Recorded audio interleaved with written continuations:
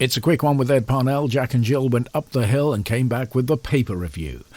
The Financial Times this morning details a panic meeting in the Bank of England after bosses discovered an error with the new banknotes which are due out in July. Instead of King Charles, they printed £22 billion worth of currency with Craig Charles on before anyone noticed. The Mirror has two stories this morning, both on the side there. Firstly, how the term couch potato is to be banned as it's offensive to root vegetables. There's also a leaked government document outlining a pledge to make the deep state much less bureaucratic. But the main story is about the CEO of British Gas celebrating massive profits by being given Egypt as a bonus.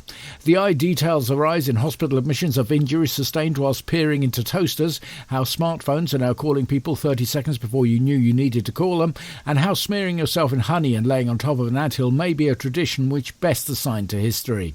The Star leads with football with the Premier League looking to make savings. There's an epic match this weekend between Chelsea versus Manchester City versus West Ham in a thrilling first menage a trois of soccer action. They also report that the ECHR has ruled that fathers should not be disturbed when enjoying a quiet pint, and how Prince Andrew is relegated to scuttling around the palace on all fours, darting into a hole in the skirting board when approached with a broom.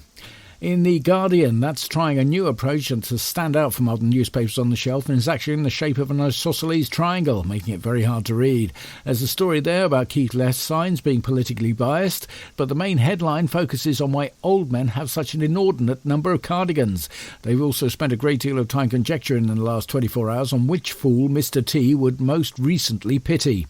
The Daily Mail opines on the lack of affordable dentistry in the UK, with many people hiring painters and decorators for teeth whitening. Why sex is no longer worth the effort. There's another update on their running original exclusive feature Showbiz Foot Odour, and Richard Littlejohn's column about Prince Harry is only half finished owing to the furious author spontaneously combusting midway through. The Telegraph is delving deep into AI by trying to work out what AI stands for. There's a feature on the welfare system and how all claimants are obviously at it, and how Prince William frowns upon being called Baldy. Also in today's copy, there's Boris Johnson's column, which is focusing on the importance of really comfortable slippers.